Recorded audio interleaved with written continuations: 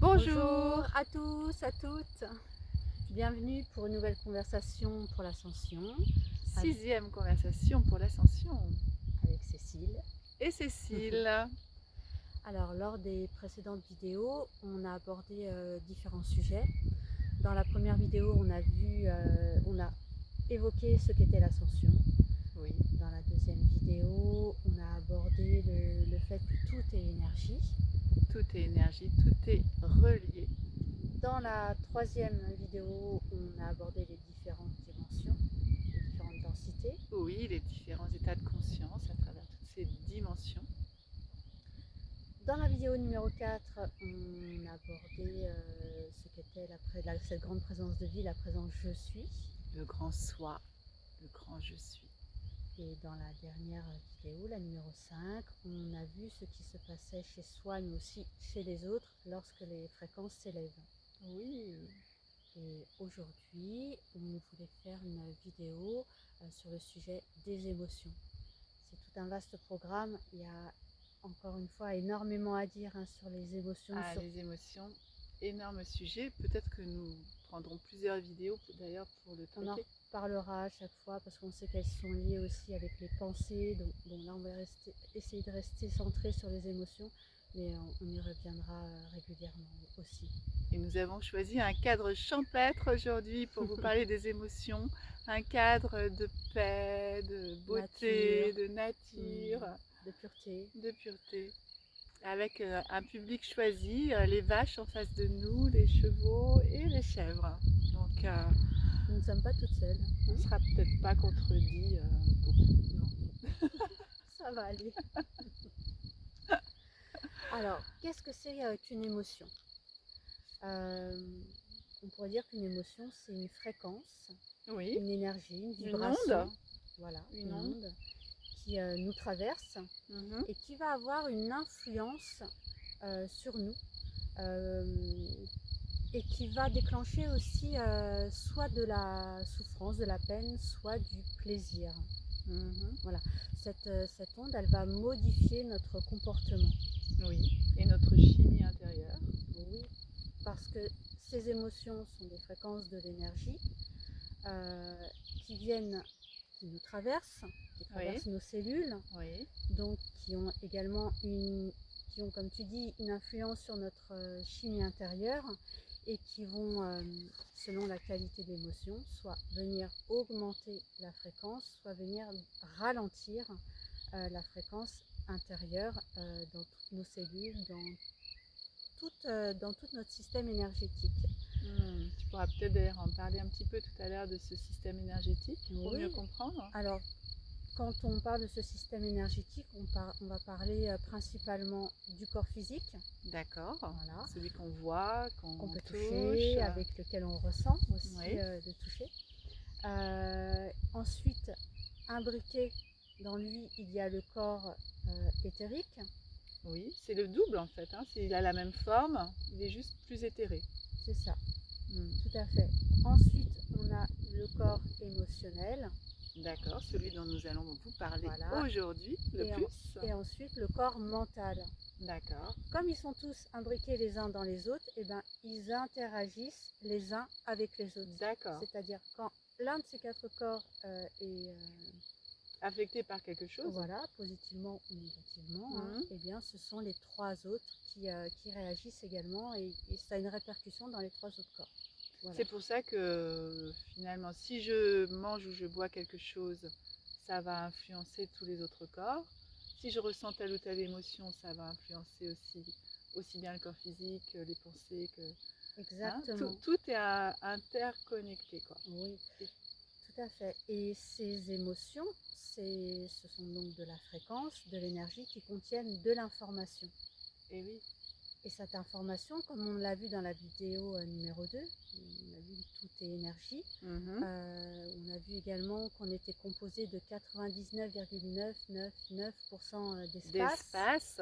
Et bien, cette fréquence, cette énergie qui contient de l'information, va venir remplir cet espace disponible, Ouais, libre, mhm. et venir donc influer sur la matière, venir la conditionner, venir manifester aussi ce que l'on peut vivre dans notre vie. Voilà. Donc si je comprends bien, ces émotions sont de l'information Oui, qui vont venir, ces informations, se loger dans l'espace euh, disponible à l'intérieur de nous, hein, dans chacune de nos cellules, dans chacun de nos atomes. tout à fait. Et on comprend aussi du coup que c'est ce qui fait qu'on avait évoqué hein, l'accélération donc des électrons autour du noyau. De chaque atome. Voilà, et Mm. donc la fréquence va donc venir accélérer la rotation des électrons Ou la baisser, ça dépend de la fréquence. ou la ralentir. Voilà, Ouais. tout à fait. C'est pour ça. Donc la fréquence de l'émotion va influer sur le mouvement de ces électrons et leur vitesse. Exactement. Et c'est pour ça que ça vient changer toute la chimie de notre corps. Et on peut rappeler que plus les électrons gravitent rapidement autour de leur noyau, plus nous évacuons facilement toutes les pollutions, qu'elles soient d'ordre physique, d'ordre émotionnel, mental, voilà, tout ce qui peut nous polluer. Oui, et c'est ce qui fait aussi cette rotation quand elle s'accélère, que certaines fréquences ne peuvent pas venir pénétrer en nous. Voilà, parce que ça tourne trop vite.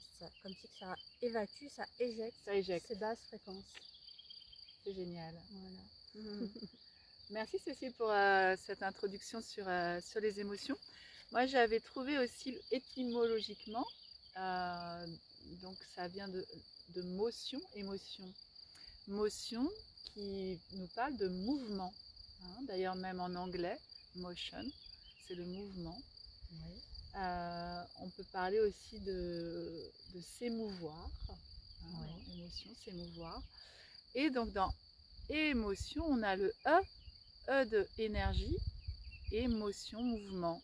Donc on pourrait dire en fait que c'est l'énergie, l'émotion qui a le pouvoir de nous mettre en mouvement.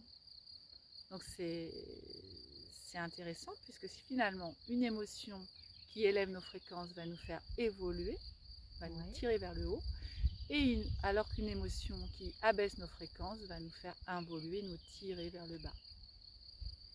Et ce mouvement que crée l'émotion, il est capital pour justement passer d'un stade à l'autre. Si on n'avait aucune émotion, pas de corps émotionnel, peut-être qu'on resterait campé toujours dans le même état.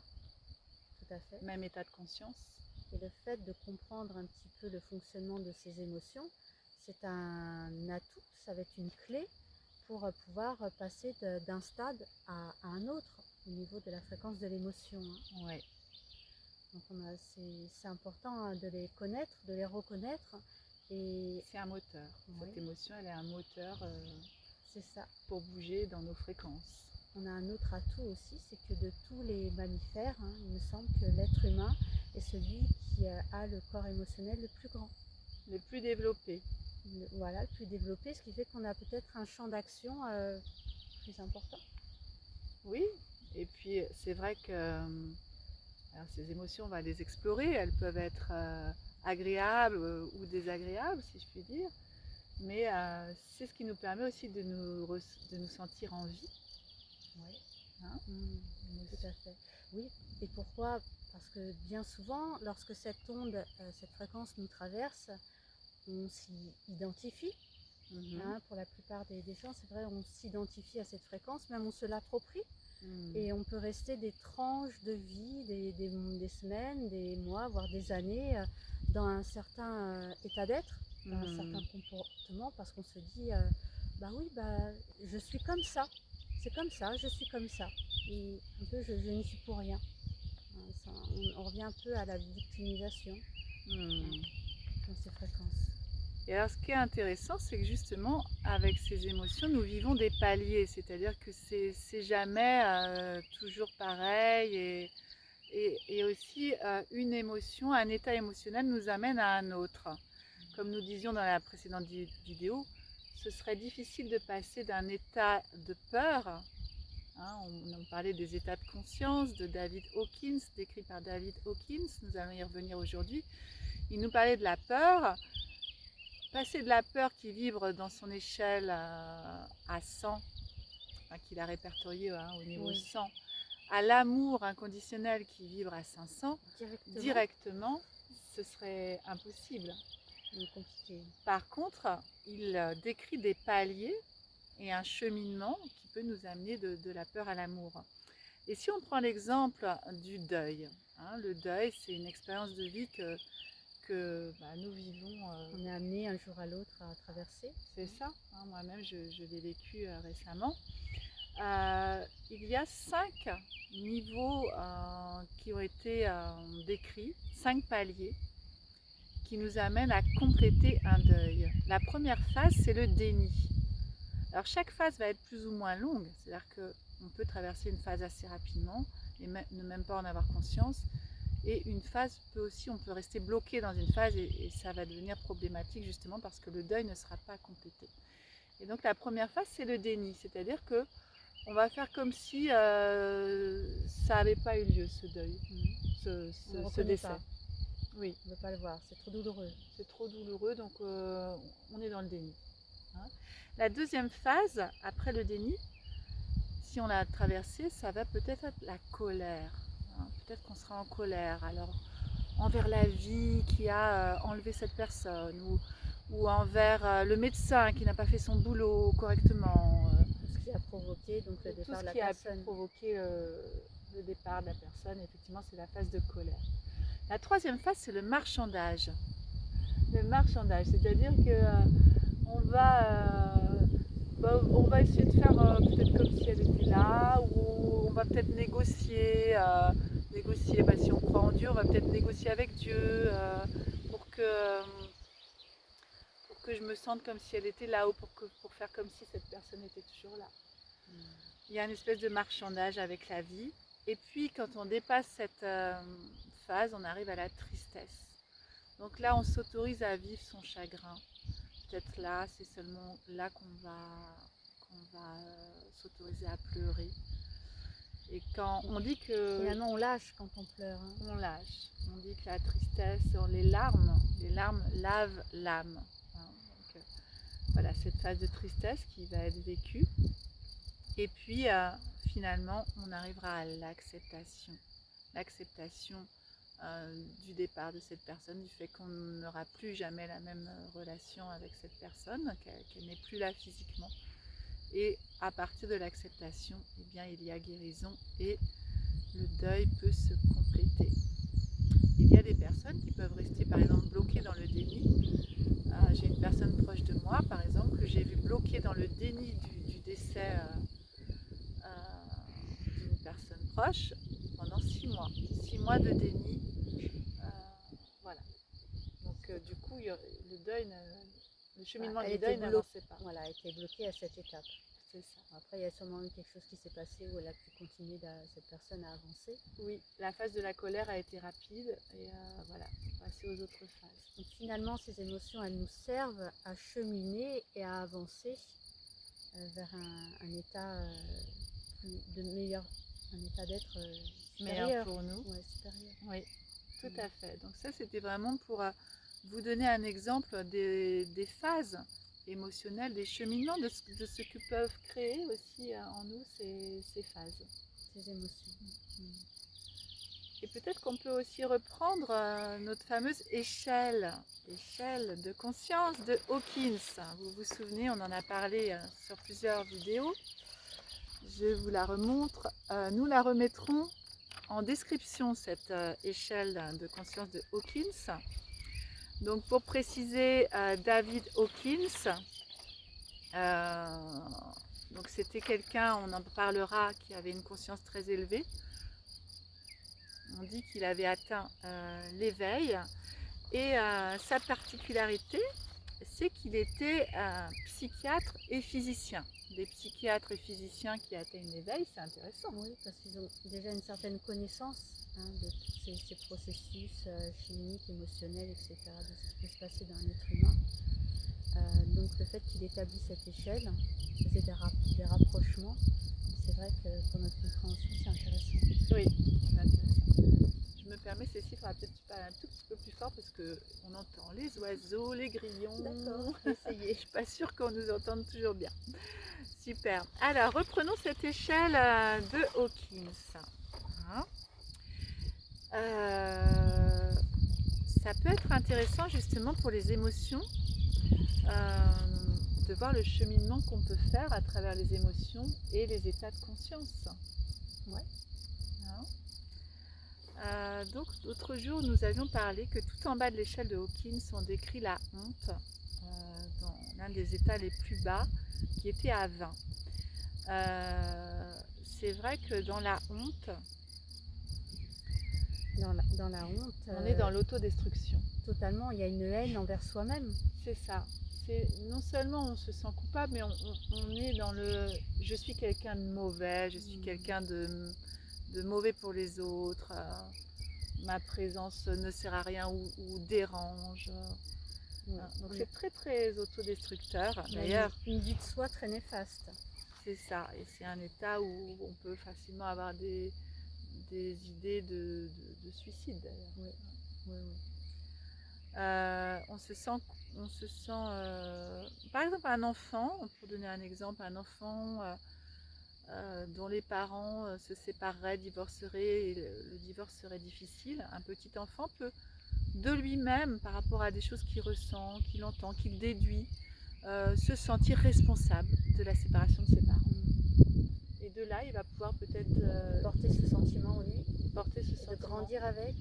Voilà, et du coup, il va développer l'idée qu'il est une mauvaise personne et qu'il est coupable. Très difficile de se construire avec ça. Très néfaste. Oui, très néfaste. S'il monte à l'étage juste au-dessus, à 30 sur l'échelle de David Hawkins, c'est la culpabilité. Donc il se sentira toujours coupable et il sera dans la non-estime de lui-même. Oui. L'estime de soi, nous en avons parlé déjà et dans nos formations aussi en ligne. L'estime de soi, Louise Hay par exemple, qui était une auteure qui a beaucoup parlé de l'estime de soi, nous dit que l'estime de soi est la première marche du bonheur. Ça veut dire que sans cette première marche, on ne pourra jamais construire notre bonheur. L'estime de soi, c'est l'amour de soi. C'est ça. D'ailleurs, on a une amie, si on peut la citer, oui. Pascal. Oui, Pascal Cassed. Qui fait de merveilleuses conférences sur l'estime de soi. C'est une merveilleuse synthèse avec beaucoup de détails, beaucoup de clés. De compréhension. Oui. Et nous vous mettrons dans la description son lien LinkedIn, si vous êtes intéressé, et plus tard peut-être son site qui est en construction, je crois. Parce que vraiment, voilà, elle aide beaucoup pour développer l'estime de soi. Et oui, puis c'est important à reconnaître les fonctionnements, le cheminement de cette estime de soi. Et quand on est dans la culpabilité, donc deuxième niveau de l'échelle de Hawkins, eh bien l'estime de soi, elle est vraiment pas là du tout. Non. Après, le niveau décrit par Hawkins, c'est l'apathie. Donc ce qu'on peut ressentir dans l'apathie, c'est du désespoir. Il n'y a pas de possibilité de porte de sortie aussi. C'est ça, dans l'impuissance. Voilà, c'est ça. C'est un niveau où il y a très peu d'énergie, une émotion qui amène très peu d'énergie. On est vraiment un tout... On subit. On subit. Pas, voilà, dans cet état. Il n'y a pas d'énergie pour se mettre en action. Et on est dans ce sentiment d'impuissance. Et toujours dans le non-estime de soi. Si on monte au niveau suivant, à 50 sur l'échelle, à 75 pardon, sur l'échelle de Hawkins, on arrive au chagrin. Le chagrin, c'est la tristesse, c'est toujours peu d'énergie, mais par le chagrin, par la peine, peut-être les larmes, on commence à libérer un peu le passé. Un relâchement. C'est ça. Se produit. Donc c'est positif. Enfin, c'est toujours douloureux et difficile, mais cette émotion amène vers quelque chose de plus bénéfique. Bien sûr, cette émotion va être bénéfique si elle n'est qu'un passage. Parce que si on s'y installe, évidemment, ce sera désastreux. D'ailleurs, on peut parler de ça, qu'une émotion n'est pas faite pour s'installer. Non, c'est juste une fréquence qui nous traverse. Qui nous traverse. Et un état qu'on est censé traverser. Oui, et ensuite qui se dissipe, on passe à autre chose. les émotions qui sont réprimées se cristallisent en nous. Ça, c'est intéressant de le comprendre. C'est-à-dire que tant que je réprime, tant que je ne la vois pas, je ne l'accepte pas, cette émotion, Tant que je suis enfermée dedans, voilà, elle va se cristalliser en moi. ouais, ça laisse des traces, hein. Ça laisse des marqueurs, que ce soit dans notre ADN ou dans nos différents corps subtils, Qu'est-ce que tu appelles un marqueur alors? des mémoires. D'accord, au niveau de l'ADN, c'est ça? Oui, ça laisse des traces au niveau de l'ADN. Je me souviens avoir, on avait lu une étude, hein, Cécile, je ne sais plus quel pays, En Suisse, c'était en Suisse, oui, des chercheurs qui avaient repéré des marqueurs sur des lignées, hein, par entre rapport à un traumatisme. une grand-mère, une fille et la petite fille, hein, qui portaient les mêmes marqueurs parce que le traumatisme était identique. Mhm. Voilà, Tout donc à ça fait. laisse des traces, on sait que ça laisse des traces sur l'ADN. Et puis ça peut laisser aussi toutes ces émotions qui sont cristallisées, peuvent laisser des, comment dire, comme des masses d'énergie bien compactes à l'intérieur d'un des corps subtils. Ouais, Voilà. comme un nœud, enfin une masse, comme Oui. tu dis. Puis ça vient, Tu peux ça appeler ça un implant énergétique. aussi, tout à fait. C'est Donc comme, ça bloque l'énergie, ce ça... sont comme des programmes qu'à un moment donné, quand il y a quelque chose qui vient de l'extérieur, ce programme il s'allume et se met en place et ce qui fait vivre à la personne certains comportements Oui, d'ailleurs, à travers les situations. on le verra sur les niveaux supérieurs, bah, par exemple comme la peur. Hein. Après, Hawkins a répertorié la peur à 100 sur l'échelle de Hawkins. L'émotion qu'on peut ressentir dans ces états, donc ce sont les terreurs, les angoisses, voilà, toutes ces déclinaisons de la peur. Ouais. On est encore paralysé à ce niveau-là. Hein. Oui, puis on a l'esprit aussi, quand on vibre dans la peur, on a l'esprit aussi qui est très confus. Ah oui. Hein, on ne voit pas clairement, on a du mal à comprendre, à trouver une porte de sortie. C'est une fréquence très basse, donc on est vraiment, comment dire, on est enfermé Enfermé quand on dans a peur. cette émotion. D'ailleurs, tant qu'on est dans ces émotions-là, je trouve que c'est bien de pouvoir se faire aider, parce que dans ces fréquences-là, on a du mal à trouver des solutions. Des portes de sortie. Oui. On tourne en boucle, Voilà, enfermé entre ses pensées et ses émotions. Ça peut durer longtemps, ça peut vraiment prendre du temps.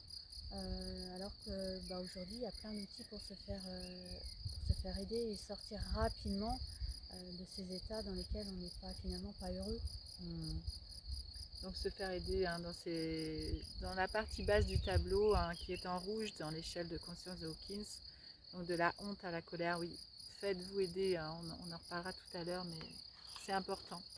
Après la peur, donc on a vu hein, qu'il y avait comme un ascenseur émotionnel, et donc la peur est toujours une fréquence qui nous paralyse, mais il y a quand même plus d'énergie que dans l'apathie.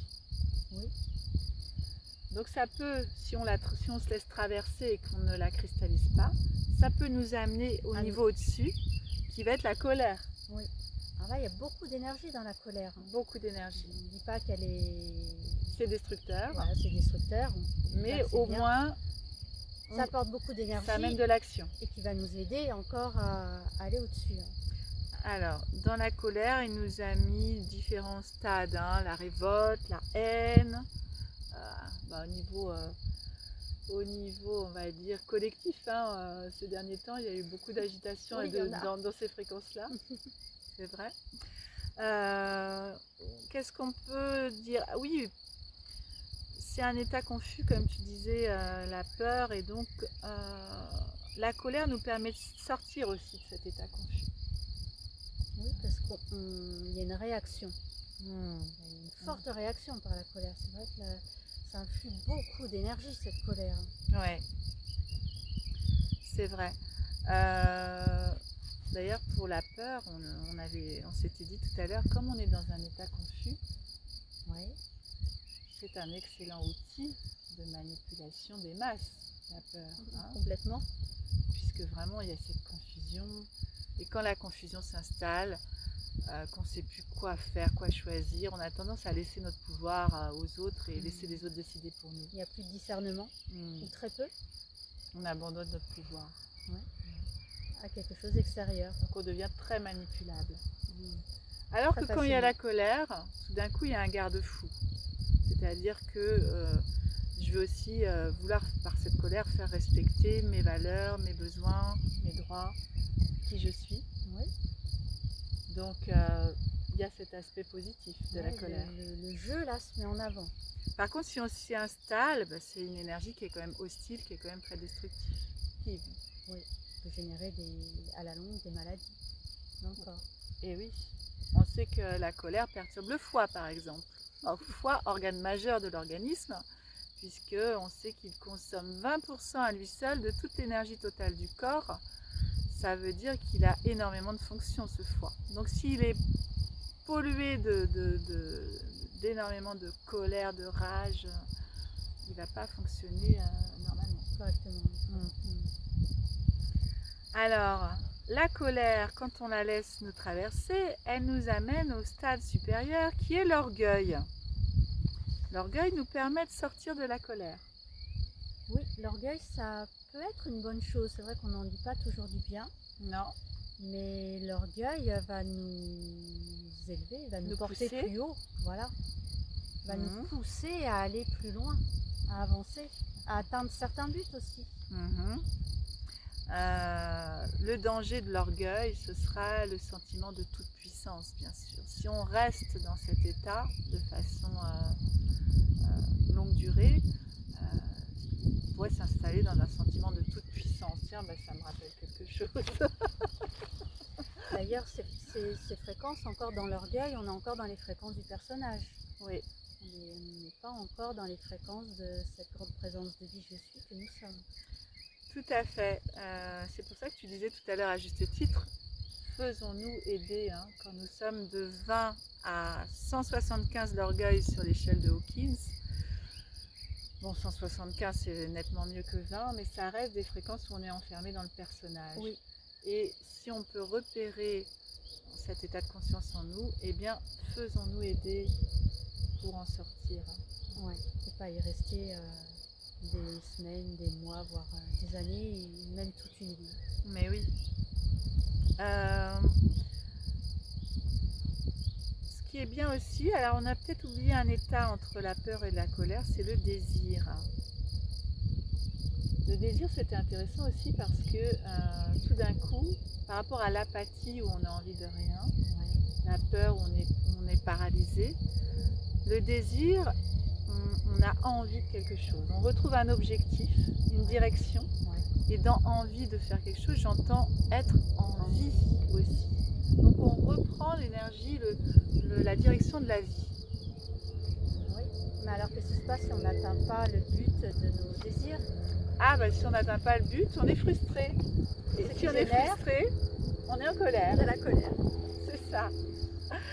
Et si on traverse donc ces états de colère et d'orgueil, eh bien l'orgueil va nous pousser aussi vers le courage. Donc là, on monte quand même. Ça y est, point de bascule, grand point de bascule.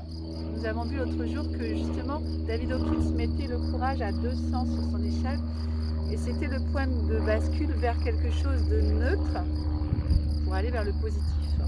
D'accord. Donc le courage aussi, c'est ce qui va nous pousser toujours à aller plus loin. On sort des basses fréquences. Ouais. Qu'est-ce qu'on peut dire encore sur ce courage? Un changement de niveau de conscience, ça nous ouvre à la vie, ça nous ouvre aux autres. Ouais, on a plus de conscience déjà quand on est dans le courage. La détermination. Oui, on est moins moins victime aussi de tout ce qu'on vit. Exactement. Puisqu'on on cherche des portes de sortie. C'est l'état à partir duquel on sort de la victimisation. Il y a un moment, je pense que ça doit devenir tellement inconfortable ce que l'on peut vivre qu'on ne peut que chercher des portes de sortie. C'est ce courage qui va nous emmener à avancer, à trouver ces portes de sortie et aussi à faire ce qu'il faut pour sortir de ces états de basse fréquence. Dans toutes les émotions que nous avons décrites avant, on va avoir tendance à penser que c'est la faute des autres. Ouais. Je suis une victime. C'est pas moi. C'est pas moi, c'est la faute C'est l'autre. de mon père, de ma mère, de mon patron, de mes enfants, de tout, de la vie. J'ai pas de chance. C'est la faute à pas de chance. Bon, ceci dit, nous n'émettons pas de jugement. Hein. C'est clair qu'une âme qui choisit, par exemple, un père violent, une mère alcoolique, ou autre, et qui s'incarne avec des parents comme ça va être très très très compliqué de se développer directement dans des fréquences qui pourraient être, je sais pas, justement la volonté ou la joie ou la sérénité. Ça peut être compliqué, mais ça peut aussi la pousser à aller vers ces fréquences plus hautes. Et peut-être que cette âme courageuse va aussi tirer les êtres qui l'entourent vers une guérison et vers de plus hautes fréquences. Donc ça, ce sera un autre sujet, hein, le choix d'incarnation, l'âme, les blessures de l'âme. Voilà, mais c'était juste une parenthèse pour dire que nous rigolons, mais nous ne sommes pas du tout dans le jugement de personnes qui vivraient dans la honte ou dans la culpabilité ou dans le chagrin. C'est juste pour reconnaître Reconnaître et que voilà, comprendre. on se sent victime jusqu'à l'état de colère. Et à partir du courage, on commence à prendre conscience que nous avons un pouvoir et nous créons ce que nous vivons. Exactement. Ça change tout. Oui, dès qu'on en prend conscience, on y devient aussi très attentif. Puisque mes vibrations, ce que j'émets par mes pensées, mes émotions, ma parole, etc., crée ma réalité. On devient très attentif à ce qu'on génère, à ce qu'on émet. Pour soi, mais aussi pour tous les autres. Mais pour toute la vie finalement. Que ce soit le monde aussi végétal, minéral. La terre, notre mère terre. Voilà. Et c'est le début, j'ai envie de dire, de la liberté d'être aussi. Puisque je sors de la victimisation, je reprends conscience de mon pouvoir personnel. Donc c'est un grand pas vers la liberté. Complètement. Ouais. La libération. Ouais. C'est un grand pas fait vers cette liberté. Super.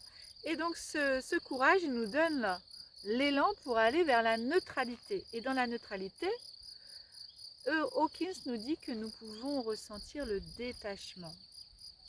C'est-à-dire, Cécile, le détachement? Je dirais un état, des émotions, un comportement plutôt de non-jugement. Ouais. Donc pour soi-même mais aussi pour les autres. Pour les autres, hein, c'est-à-dire que non-jugement, pour moi-même, je vais cesser de m'auto-flageller, de me critiquer, de me rabaisser. Et de même pour les autres. Hein. Je vais sortir de ce jugement. Ce qui est une phase, je dirais, je crois que c'est la phase dans laquelle paisible, on est. C'est une phase paisible finalement.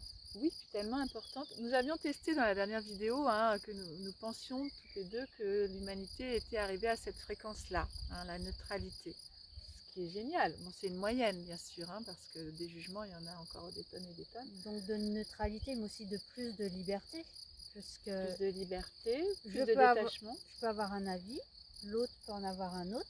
Voilà, mais je le respecte. Je le respecte, les deux c'est parfait. Ils sont très bien.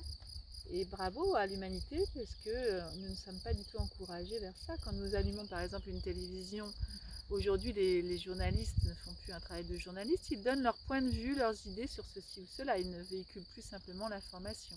Voilà. On est complètement conditionné, tout le temps, ça. dans notre éducation, mais à l'école, par l'extérieur, les médias, etc. C'est que des conditionnements. Des conditionnements, des points de vue, des points de vue, des jugements, des croyances. Des échelles, mieux que, moins bien que. Ah oui. Acceptable, pas du tout acceptable. Ça, très bon. vilain. Ça, c'est très vilain. Ouais, voilà, très vilain. Ça c'est bon, ça c'est mauvais. Ça c'est beau, ça c'est moche, ça c'est... Oui, comme tu dis, accepté, acceptable. On est trop gros, trop maigre, trop moche, trop beau, trop intelligent, on nous empêche trop juste d'être stupide. Ce que l'on est, tout simplement. D'être heureux tel que l'on est. Donc la neutralité, on sort de ces jugements. Waouh! Quelle libération! Ouais. Et du coup, on s'en fiche complètement du jugement des autres. Oui, ça n'a plus d'importance. Ça glisse. Oui. Moi, on m'a traité de sorcière une fois, ça m'a fait rigoler. Ah! J'ai fait un grand pas, moi qui avais peur du jugement des autres. senti ce jour-là que j'avais fait un grand pas. Ça n'a plus d'impact. Donc alors ça veut dire que ces électrons vibrent rapidement et ça vient éjecter les fréquences du jugement. C'est ça. Ça, il n'y a pas d'impact. C'est énorme ce que ça crée hein, dans la vie. Ouais. C'est énorme, tous ces changements, toute cette transformation intérieure, quand on en prend conscience et quand on comprend de ce qui se passe, de ce que ça peut générer. Ce sont des clés d'or.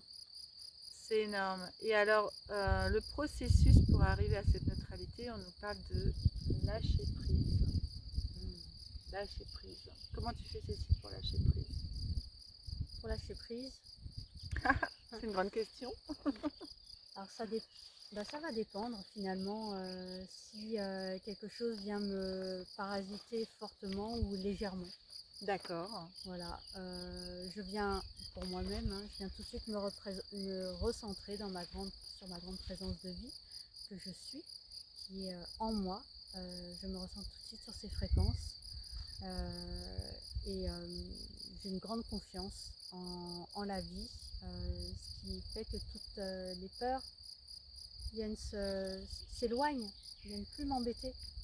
Tu m'avais parlé d'un petit truc que tu as tout à l'heure, quand oui. si une émotion vient t'embêter. Oui, alors c'est vrai. Imaginons, je sais pas, quelque chose qui te fait un peu peur, qui te stresse. Alors ça, c'était il y a très longtemps, avant que j'ai la connaissance de cette présence. D'accord.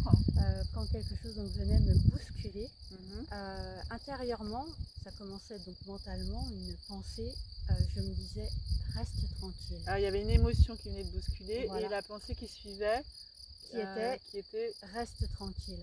C'est-à-dire, calme, ne viens pas alimenter par d'autres pensées ce qui vient te bousculer. Reste tranquille. On pourrait dire et ça fonctionnait. Ouais, ça fonctionnait bien, vraiment. Donc on pourrait dire qu'on peut parler à notre corps émotionnel. Hein? Mon corps émotionnel, reste tranquille. C'est ça. Alors, selon l'importance aussi du bousculement, dès que j'arrêtais cette pensée, ça pouvait revenir, mais je redisais cette phrase et jusqu'à ce que j'ai le dessus, finalement. Et voilà. Qu'est-ce que ça crée en toi, d'entendre reste tranquille? Qu'est-ce que ça... Alors, rien que le mot, on sait que les mots sont des fréquences, ça venait générer cette paix en moi. Voilà ce que ça faisait, puisque un mot est une fréquence, la fréquence c'est de l'information qui donc venait remplir cet espace et générait donc cet apaisement, cette tranquillité, cette paix. Reste tranquille. Et moi, mon truc, c'est, même aujourd'hui, hein, s'il y a un stress, un truc qui arrive, d'ailleurs, entre parenthèses, il me traverse de plus en plus et il reste de moins en moins longtemps. Mais la première chose, ça va être la respiration. C'est, ok, je prends une grande respiration et dans le temps de cette respiration, justement, j'ai l'impression de prendre de la hauteur par rapport à l'événement ou par rapport à l'émotion qui est là. D'accord. Et ensuite tu expires. Et ça transforme. J'expire, ouais. J'inspire longuement, j'expire longuement. C'est comme si déjà ça mettait sur pause. Hein, ce truc qui est prêt à s'emballer. Le fait de respirer donc vient couper un peu les pensées. Ouais, ça me met sur pause. Et quand tu expires, il y a un relâchement. Oui. Il n'y a pas cette compression d'énergie là qui vient crisper et emballer le beaucoup moins. Processus. Du coup, les pensées sont plus claires et hop, comme tu disais, toi, c'est peut-être là que je vais pouvoir dire, bon, allez, une solution va se présenter, on reste calme, je reste calme. Donc la confiance. La confiance. Haute fréquence. Haute fréquence. Et ça, c'est grâce à quoi? On en parlera tout à l'heure, mais à la connexion à notre présence je suis. Oui. La reconnexion au grand soi. Mais nous allons en reparler à la fin de toutes ces émotions. Alors, ensuite, ah là là, la neutralité nous amène à la volonté, la bonne volonté. Ça, c'est chouette. Ça, c'est actif, c'est positif. Ouais, quand on a la volonté d'eux, on peut aller très très loin, très très haut. Hein. Elle nous porte, c'est une haute fréquence cette volonté. Il y a un petit adage qui dit quand on veut, on peut. Ouais, c'est vrai. Très bon exemple. Et dans cet état de volonté, on va ressentir de plus en plus que nous sommes, cet être créateur, et commencer à bien ressentir justement cette fameuse connexion au soi supérieur, au je suis. Alors Hawkins, qu'est-ce qu'il nous dit sur la bonne volonté? Qu'est-ce qu'on ressent de l'engagement? C'est vrai, quand on s'engage, quelque chose, on va jusqu'au bout. Et même si le but... je dirais on va jusqu'au bout si on est dans ces fréquences de la volonté. Ouais. Parce que si on s'engage dans quelque chose alors qu'on est dans les fréquences de la peur, on va sûrement saboter notre action. Très juste, très important de voir cette différence. Donc ça donne l'élan vers quelque chose de constructif. Oui, de ce qu'on a décidé de manifester dans sa vie. Une bonne émotion. Qui nous porte. Qui nous porte, et si on continue à monter dans cette échelle émotionnelle, cet ascenseur émotionnel, on arrive donc à cette volonté qui nous amène à l'acceptation. Waouh! Pour lâcher prise, hein, l'acceptation. Acceptation de ce qui est. Ouais. Donc toujours plus de liberté finalement intérieurement. Quand on accepte, on arrête, la colère s'arrête, il y a beaucoup de choses qui s'arrêtent de ces basses fréquences intérieurement. Il y avait une phrase qui était chouette, mais malheureusement je ne l'ai pas précisément en tête, mais en gros ça nous disait que ce que je peux changer, que je le change, que je fasse tout ce qui est en mesure pour le changer, et ce que je ne peux pas changer, eh bien c'est important que je l'accepte. Imaginons, je sais pas, une personne par exemple qui serait complexée par un aspect de son physique, qu'elle se trouve par exemple trop petite.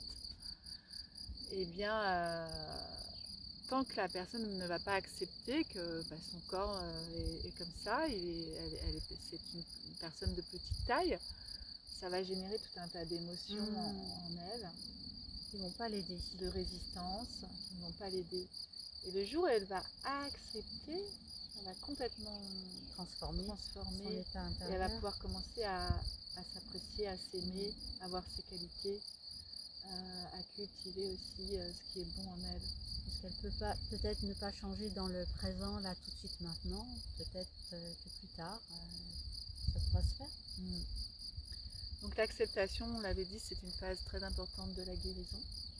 Du processus de guérison, qui est un processus. Et à partir de l'acceptation, je vais pouvoir pardonner. Ouvrir mon cœur, pardonner. Peut-être davantage me mettre à la place de l'autre, le comprendre, pour arriver aussi à plus de compassion et arriver au pardon. Alors qu'avant, j'étais sans doute dans la rancœur, dans la colère, dans le jugement. Et à partir de...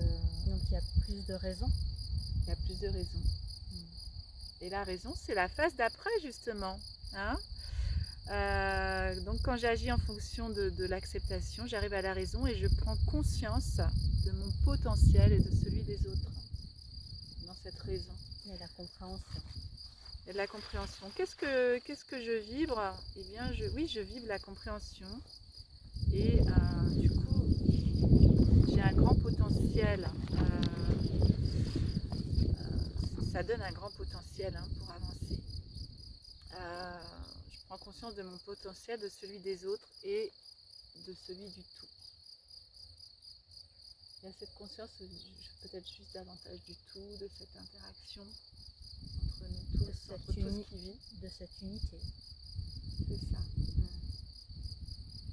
Et on s'approche de l'amour.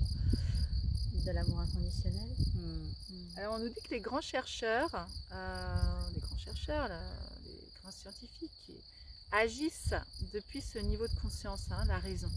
Ils le font parce qu'ils sont motivés pour mieux comprendre, mieux connaître, mais aussi générer du mieux pour les autres. Pour tous. Pour tous. Ouais. Ça profite à tout le monde. C'est ça. Et on arrive à l'amour inconditionnel. Alors, qui est différent de l'amour passion, de l'amour fusion, ça n'a rien à voir. De l'amour mental émotionnel, oui. Dans lequel est la plupart des individus dans l'humanité. Ouais. Là, il y a un amour. On aime pour recevoir quelque quelque part. Voilà, si c'est pas comme ça, eh ben, Je t'aime plus. je ne suis pas contente. Je ne t'aime pas. Ça ne convient pas à mes attentes, ça ne convient pas à ce que je veux finalement. Donc, c'est vraiment un amour mental, émotionnel. Et la fréquence entre l'amour mental, émotionnel et la fréquence de l'amour inconditionnel est tellement différente. Euh, on voit vraiment on sent vraiment la différence dans cet amour mental émotionnel et cet autre amour inconditionnel. C'est un état d'être, cet amour. C'est vraiment un état. On est vraiment l'amour. On le ressent. C'est pas quelque chose que l'on veut, c'est quelque chose que l'on est. Enfin, j'ai du mal à l'exprimer avec des mots, mais la différence est Ça énorme se entre ressent, c'est ça ce que tu veux dire. Qu'est-ce qu'il nous dit comme émotion pour l'amour? Ça nous amène l'inspiration et on est dans un processus de pureté. Purification. Oui, c'est vrai que l'amour inconditionnel, ça induit aussi la pureté du cœur. Bah, oui, parce qu'il n'y a plus tous ces jugements, il n'y a plus tous ces bazars qui viennent voiler cette fréquence d'amour finalement de la présence. Il n'y a plus tous ces voiles. Oui, on appréhende la vie avec l'ouverture du cœur, avec la fréquence du cœur, et non plus avec l'intellect, le mental. C'est complètement différent. C'est un peu ce qui se passe, nous avons parlé dans les précédentes vidéos du passage de la 3e dimension de l'humanité à la 5e dimension, la 4e dimension étant un état intermédiaire. Et bien c'est ça qui se passe en fait, hein. La 3e dimension, c'est la dimension du mental, de l'ego, et on chemine vers la 5e dimension qui est la dimension du cœur et de l'amour inconditionnel. C'est une fréquence vraiment, je le répète, c'est vrai, mais totalement différente. Ça se ressent. Qu'est-ce qu'on peut dire encore? Oui, que dans cette fréquence de l'amour inconditionnel, on ressent aussi que non seulement on va avoir du coup l'estime de soi, l'amour de soi, mais en plus on va être quelqu'un de bénéfique pour les autres. On a conscience de ça. Oui. Donc plutôt dans ces fréquences, basse fréquence comme la honte, où on est mauvais pour l'autre. C'est ça, néfaste. Voilà. D'où l'envie de s'éliminer. Dans cet état d'amour inconditionnel, finalement, on est quelqu'un de bénéfique, on est quelqu'un donc de beau. Par notre rayonnement, on l'a vu l'autre jour, voilà. On crée quelque chose de bon pour les autres. Nous avons vu que nos fréquences à 500 pour l'amour viennent bien rayonner vers les autres et les aider. Voilà, donc oui, c'est très bénéfique. C'est très bénéfique. Et on devient une contribution pour l'humanité. Et le questionnement, la préoccupation, ça pourrait être comment puis-je contribuer à créer un monde meilleur? Qu'est-ce que je peux faire là, maintenant, tout de suite? C'est ça la motivation. Avec cette volonté de... Et là, on est bien, hein? C'est intéressant, puis on est dans un tel bien-être permanent tout le temps. C'est très confortable, on comprend beaucoup de choses qu'avant on ne voyait même pas. Le sens de la vie qui était voilé, c'est totalement différent, vraiment. Et si on s'installe dans cet amour inconditionnel de façon permanente, du coup, on ne connaîtra plus jamais les états d'inconscience que nous avons décrits avant. C'est ça, on les connaît, puisqu'on on les connaît, on peut les côtoyer. Voilà, mais ça bouge pas à l'intérieur. On ne les vit pas. On les vit pas. On pourrait parler aussi que les états précédents, on pouvait être, en tout cas jusqu'au courage, on pouvait être dans la réaction, réaction aux émotions, alors qu'à partir de l'amour, on est vraiment dans l'action. Voilà, c'est ça. Je ne réagis plus à ce qui se passe autour, aux émotions en moi ou autour de moi, mais je choisis l'amour, je choisis la paix. Oui, parce qu'on est toujours conscient de ce que l'on génère, pour soi, mais aussi pour tout ce qu'il y a autour de nous. Et même, on sait que ça a une influence aussi de l'autre côté de la planète. Et c'est vrai qu'en ce moment, hein, dans ce contexte collectif où nos émotions sont malmenées, si beaucoup de personnes pouvaient installer de façon permanente cet état d'amour qui induit la générosité, le partage, la solidarité. L'unité, c'est une harmonie permanente finalement qui s'installe dans l'être. J'ai l'impression état. que toutes ces agitations-là ne pourraient pas faire long feu en fait. Enfin, s'il y avait un certain quotient comme ça d'amour sur la Terre à travers de nombreuses personnes, Ces fréquences-là ne pourraient pas s'installer. ça serait évacué, éjecté de la Terre. Comme finalement, comme dans ce qui se passe dans son propre corps, quand on monte ses propres fréquences. C'est la même chose pour la Terre de manière collective. C'est peut-être ce qui est en train de se passer. Alors, cet état d'amour inconditionnel nous amène à la joie. La joie, merveilleuse émotion qui jaillit en nous, qui est une énergie très élevée. D'ailleurs, la joie est la fréquence émotionnelle la plus élevée. Très élevée. En Hertz. D'accord, en Hertz. Après, dans l'état de conscience, au-dessus, on aura encore la paix. Mais donc la joie, c'est une grande énergie. La conscience et l'amour nous mettent en joie. On évoquait tout à l'heure, Cécile, cette joie, on parlait des fous rires. Ah oui. De ce qui se passe en soi quand on est dans un fou rire.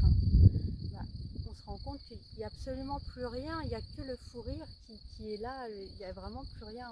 Plus de pensée. Non, plus rien. Le moment présent à 100%. Et puis dans le corps, hein, moi je ressens une expansion. Hein, ça s'ouvre dans le plexus solaire, dans le cœur, ça circule. C'est génial la joie. On peut imaginer donc la qualité de cette fréquence qui vient s'immiscer dans cet espace en soi. Et ça nous purifie cette joie, ça nous nettoie. Ouais. Ça c'est une certitude puisqu'elle est haute fréquence.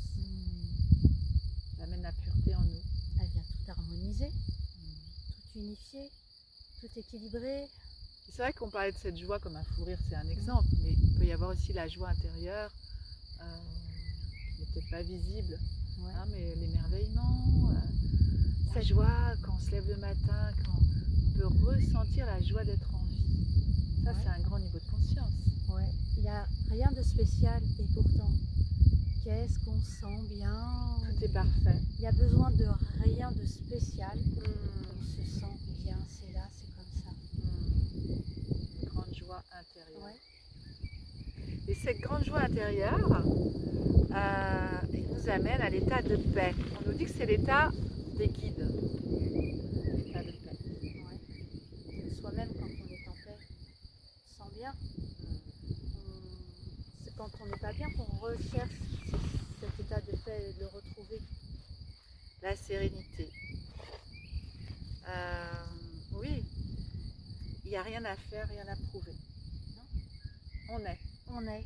Ça, c'est juste merveilleux parce que ça vient enlever tous ces conditionnements dans lesquels on peut être ou dans lesquels on a pu être éduqué.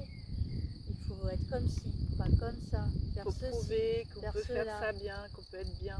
Tel métier c'est bien, tel métier c'est ceux qui n'ont pas beaucoup de connaissances, ou bref, tous ces jugements qu'on peut dire. Il faut avoir une belle voiture. Parce que je crois que dans ce monde, on confond réussir dans la vie et réussir sa vie. Juste un mot de différence et pourtant c'est complètement différent. Complètement différent. Et c'est tellement juste. Réussir dans la vie, hein, c'est ce qu'on entend souvent, ce qu'on prétend souvent par cette expression, c'est il a réussi dans la vie, il a une bonne situation, ou elle a une bonne situation, un grand train de vie, une grande maison, une bonne voiture, une belle famille, etc. Donc ça, c'est vraiment des situations qui montrent qu'on peut avoir réussi dans la vie. Alors que si on enlève toutes les vibrations du personnage, on est soi-même la réussite. Et notre vie est réussie si justement peut-être nous avons atteint ces niveaux de conscience élevés où nous pouvons être sans avoir rien à prouver, être dans l'instant et vivre. Voilà, vivre, émaner ce qu'on est, qui on est, librement, totalement librement. Hmm. Sans entrave, sans chercher à prouver quoi que ce Non, soit. tout ça c'est des conditionnements, Hmm. c'est des choses qui ont été créées, mais c'est pas du tout ce que l'on est finalement.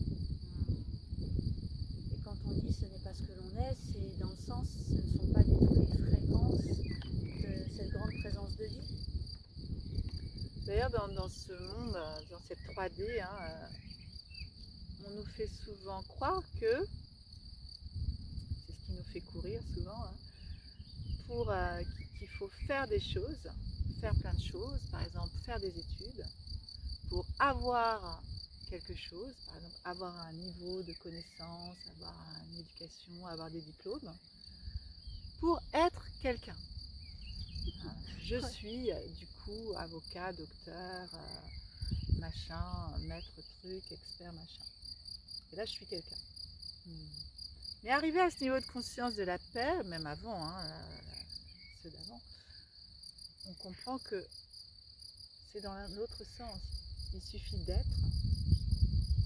Il y a juste à être. Et ça nous permettra de faire plein de choses à partir de ce niveau d'être. Mais nous sommes déjà parfaits et nous allons vivre des tas d'expériences à partir de ce niveau de perfection qui seront fantastiques. Et nous allons avoir aussi, puisque dans ce niveau de perfection, on vit l'abondance et ce sera l'abondance en toutes choses, l'abondance des relations, de la joie, de bonheur, d'harmonie, éventuellement de comment sa vie se met de ce qui se passe dans sa vie se met en place aussi. L'abondance aussi matérielle, enfin tout coulera de source. Mais c'est dans l'autre sens, hein. Renversons la vapeur. Il me semble que c'est Niels Donald Walsh qui en parlait dans Conversation avec Dieu, ce livre que j'avais beaucoup apprécié, que j'ai lu il y a longtemps. Il parlait de ce phénomène, voilà, renverser, hein, le faire pour avoir, pour être, en être directement, pour faire, pour avoir. On renverse la vapeur, hop. C'est vrai qu'on est vraiment conditionné uniquement dans l'avoir.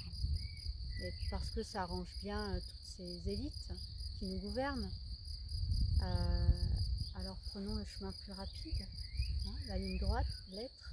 Mais c'est vrai que quand on est conditionné dans le faire pour avoir, pour être, on va courir. On va s'épuiser. Toujours faire plus pour avoir plus.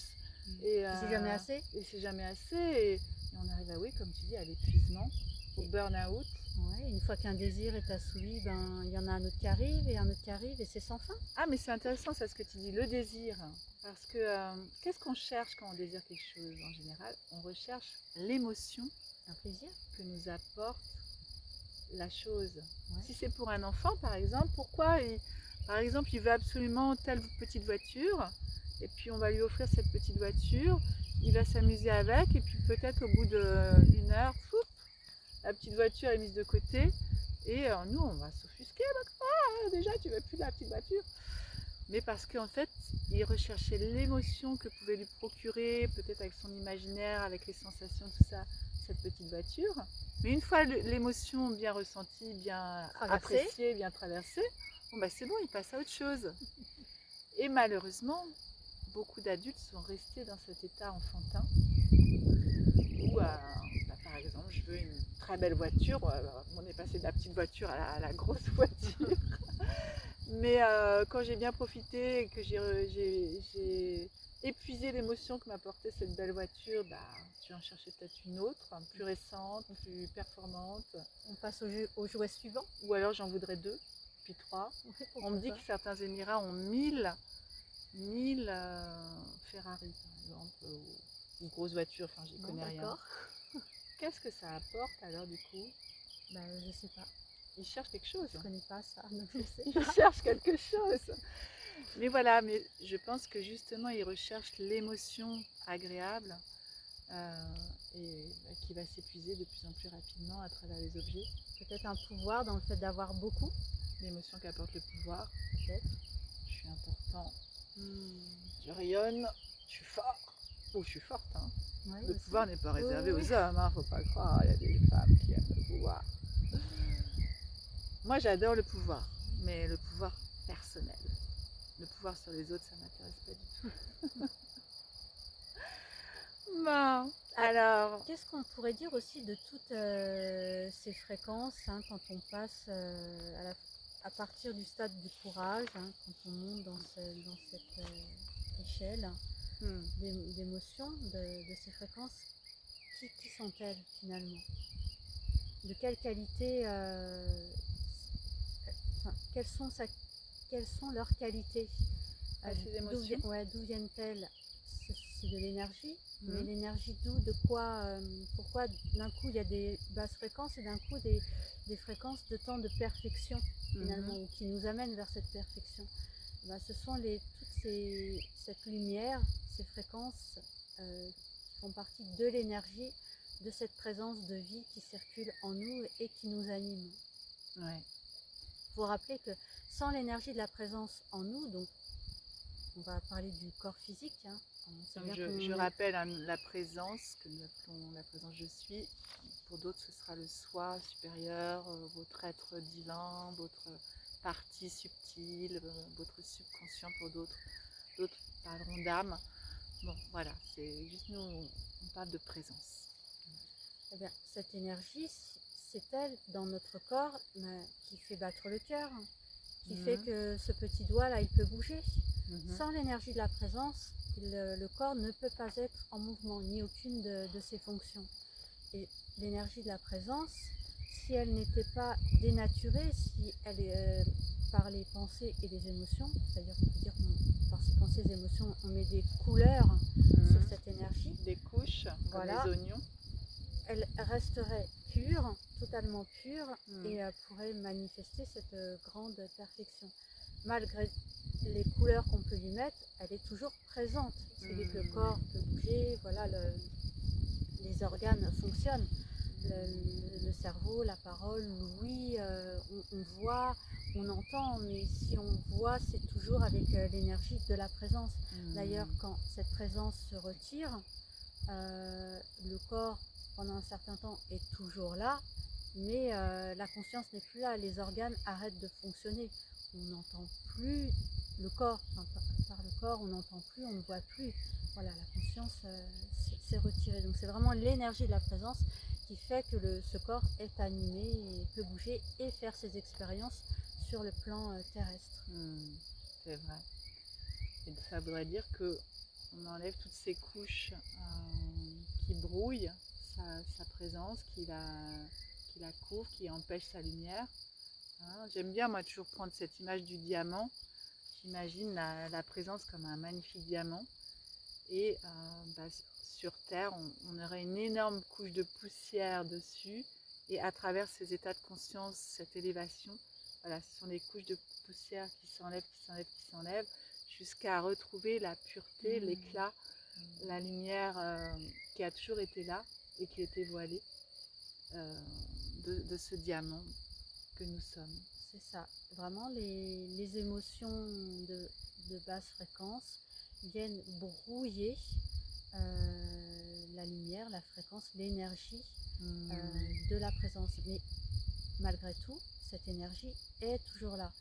D'où cette importance de purification au niveau du corps, par plein de choses, hein, l'alimentation, etc. Mais tout ça, on y reviendra, hein, si on en Oui, parlera, parce que c'est des gros sujets. aujourd'hui on parle d'émotions, mais on parlera de ce qui élève les fréquences du corps, tout ce qu'on peut pratiquer.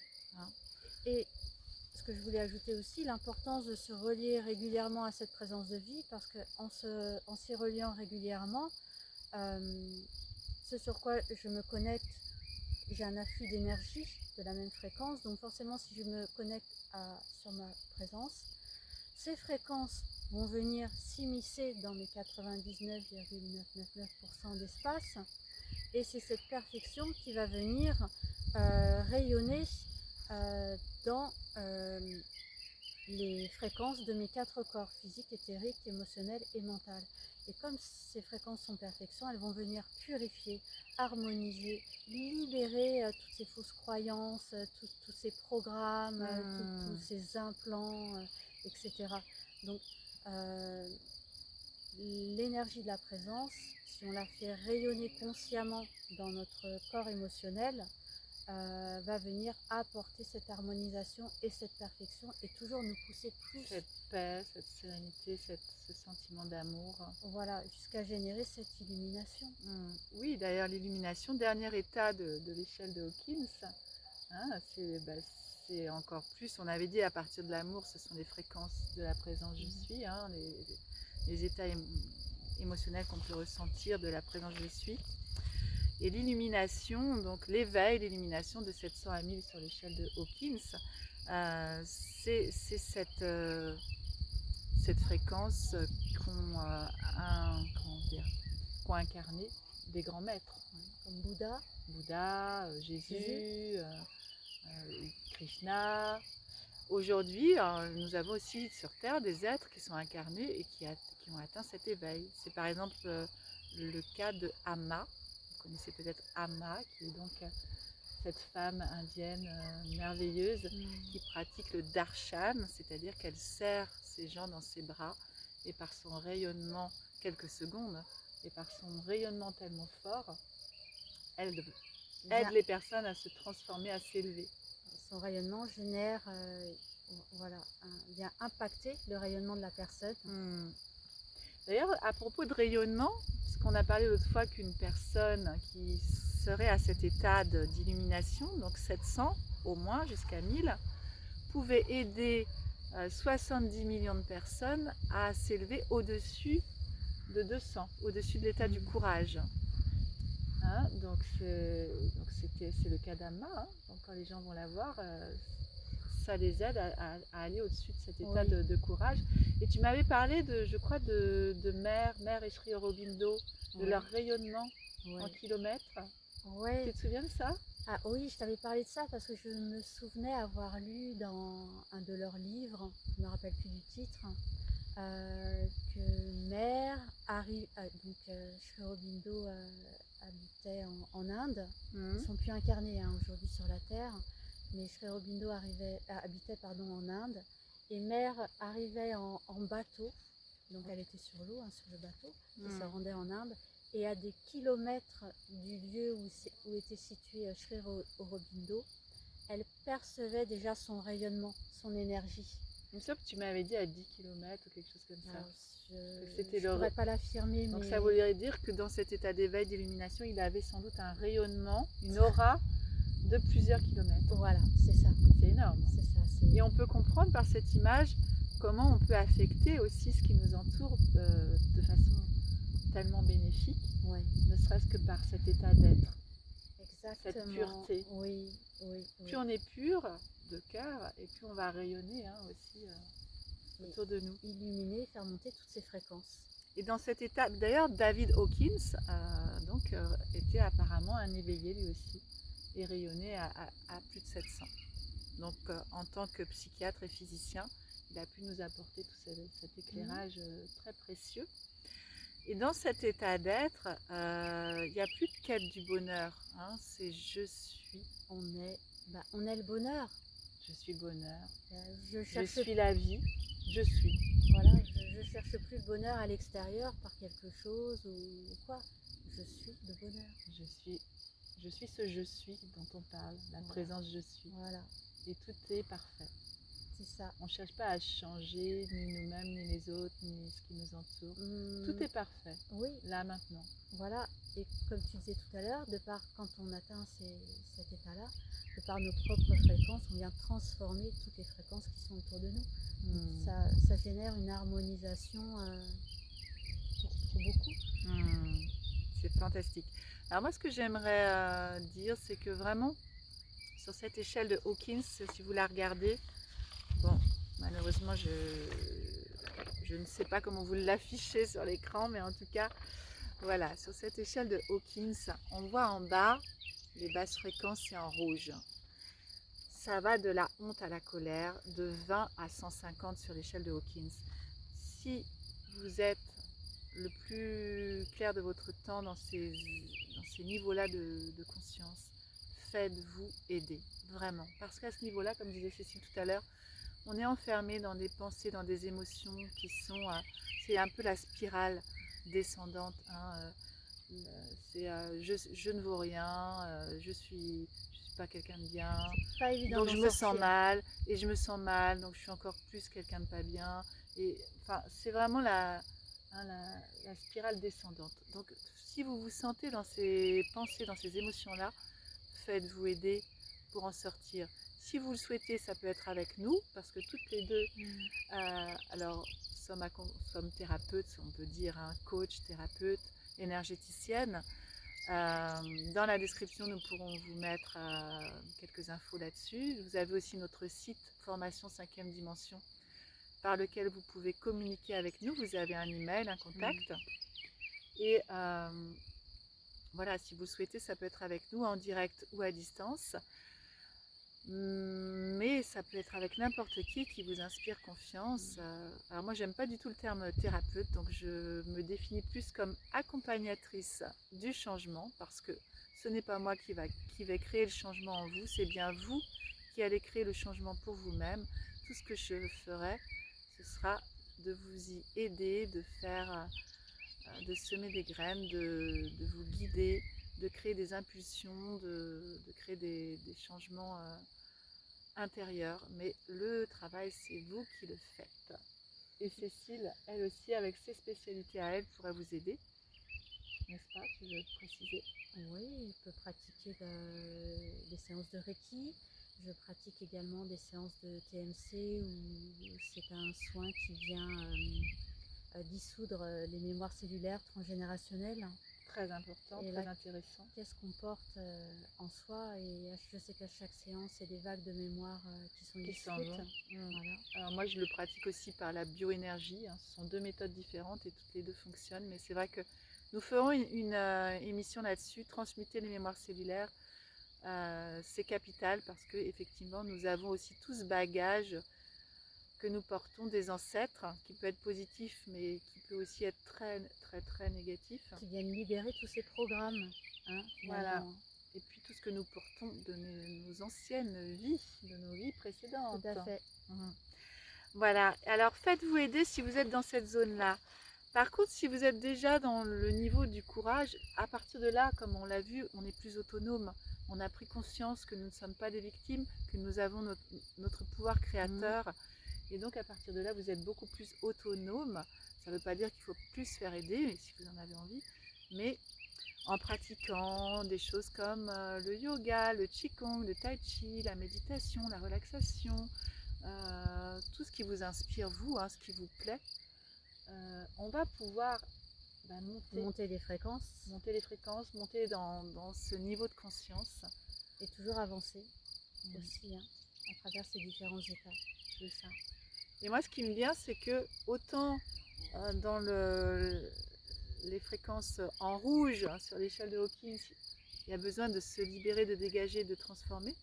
Autant quand on est à partir du courage, dans le jaune, le vert, le bleu, le rose, le violet, et bien là, ce qui serait peut-être intéressant, c'est de faire justement ce que décrivait Cécile tout à l'heure, c'est plutôt être dans cette connexion à votre je suis, à votre présence, et simplement amener cette perfection en vous, la faire descendre en vous et la vivre de plus en plus par ces pratiques donc, de relaxation, de connexion. Ouais. Et plus on se connecte à cette grande présence de vie que l'on est, et plus ce changement s'instaure, et plus ça devient facile.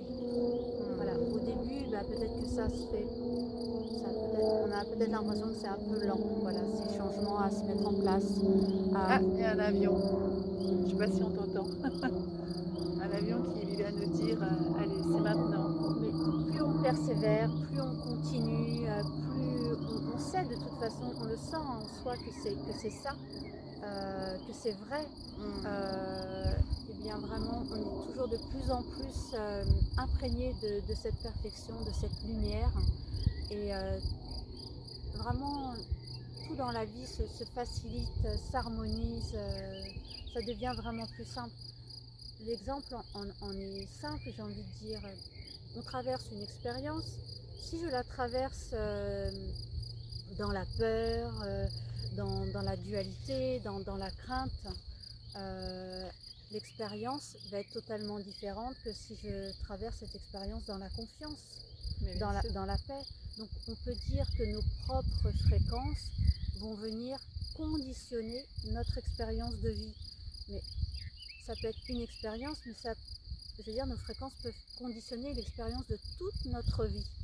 Donc si on passe toute notre vie dans ces basses fréquences, on peut imaginer une vie, c'est difficile. Oui, c'est-à-dire qu'après, il y a des choses automatiques, hein, des fonctionnements qui sont ancrés. C'est aussi Oui, pour ça qu'il faut vous faire aider. Par exemple, si vous avez tendance à réagir par la colère dès que vous êtes insatisfait ou dès que vous vous sentez contrarié, que c'est toujours la colère. Et si votre père était comme ça, votre grand-père, il y a des choses qui sont parfois tellement ancrées que c'est un mode de fonctionnement. oui, Et il va falloir vraiment mettre l'attention comme une rééducation. À chaque fois qu'il y a la colère qui monte, c'est voilà, tout de suite je mets l'attention sur j'ai réagi comme ça, pourquoi? Quelle était la peur qui était derrière cette colère? Parce qu'il y a toujours une peur derrière une oui, colère. il y a une raison. Ou derrière cette peur, quand on ressent une peur, c'est aussi l'identifier. Quelle était exactement cette peur? Pourquoi j'ai ressenti ça? Déjà, c'est mettre la conscience sur ce qui se passe en nous, c'est déjà un premier stade très intéressant. C'est pas très important. Et ce dont on n'a pas parlé qui est intéressant, c'est que les émotions réprimées donc, se cristallisent en nous. Et en fait, une émotion, elle est faite pour nous traverser, pas du tout pour rester. Donc, dès que ça se cristallise en vous, dès que ça devient un mode de fonctionnement ou dès que ça reste, hein, on sait aussi que même on parle de mémoire du corps, hein, ceux qui vont voir par exemple des kinésiologues vont faire s'exprimer cette mémoire du corps. Quelque chose qui s'est passé il y a très longtemps peut rester imprimé dans le corps. Et il y a quelqu'un que nous aimons beaucoup qui s'appelle Tal Schaller, hein, ancien médecin suisse. Tal Schaller, je rigole parce qu'il y a les vaches en face de nous et quand on parle d'émotion, elles galopent. Ça les réjouit. Tal Schaller, donc médecin suisse, lui, il nous conseille de retrouver notre âme d'enfant et notre façon, un enfant de 2-3 ans par exemple, il peut éclater de rire, être joyeux, et puis tout d'un coup, il se passe quelque chose, il passe du rire aux larmes, aux cris, mais voilà, il va hurler, pleurer, et puis hop, ça y est, ça l'a traversé, c'est parti, et puis il va revenir à la joie. Il passe à autre chose. Il passe à autre chose, on amène son attention sur autre chose, et hop, il retrouve le sourire.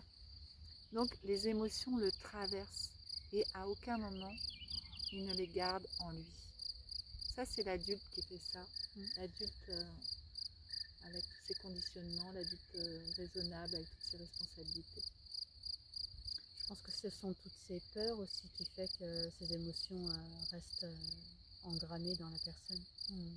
Et Tal Schaller propose des vidéos de libération émotionnelle. Bon, il y en a plein qui proposent des choses de libération émotionnelle. Très drôle pour certaines.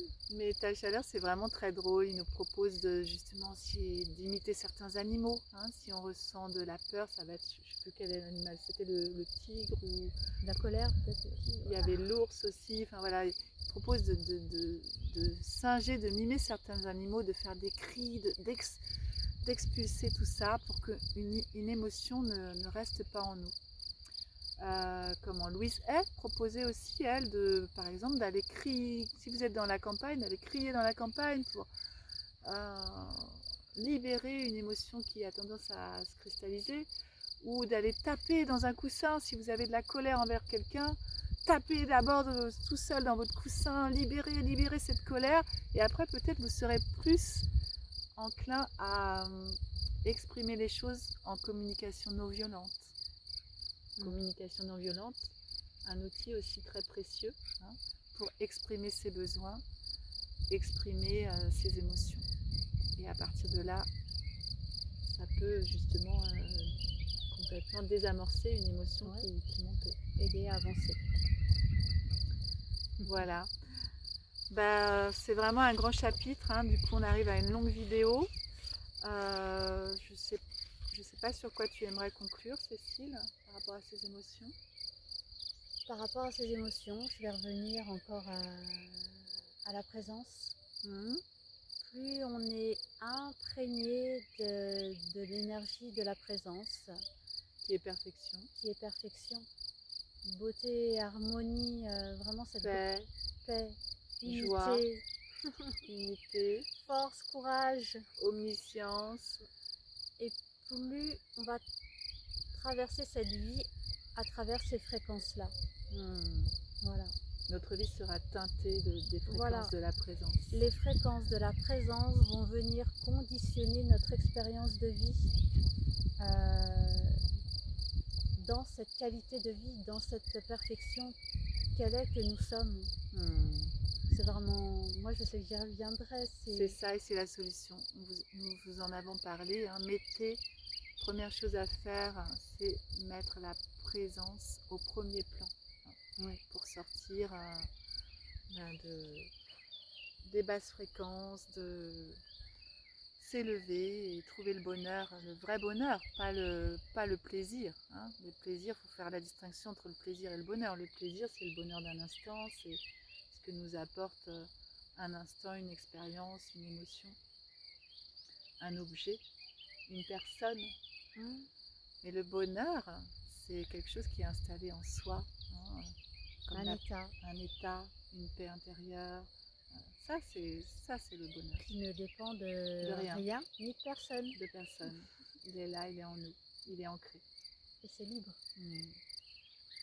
Alors moi, j'aimerais conclure sur une belle citation de Marshall Rosenberg, donc, qui était un psychologue américain qui a créé la CNV. Alors je dis qui était, je ne sais pas s'il est encore de ce monde. Je sais pas. En tout cas, c'est lui qui a créé la CNV, la communication non violente. Je vous invite à explorer communication non violente si vous ne connaissez pas encore. Merveilleux processus de communication qui permet justement de transformer les émotions destructrices. Justement d'éviter d'en générer aussi. D'accord. Et voilà cette belle citation qu'il nous donne. Quoi que vous fassiez, faites-le avec le désir de servir la vie. Servez les êtres humains avec compassion. Et si votre but est de contribuer à leur bien-être et que vous faites cela de plein gré, cela rencontrera alors votre besoin de contribuer. Et quand nous donnons de cette manière-là, il devient très difficile et très subtil en fait de dire qui donne et qui reçoit. Alors voilà, c'est ainsi que... Très beau et très juste, je trouve. Belle citation.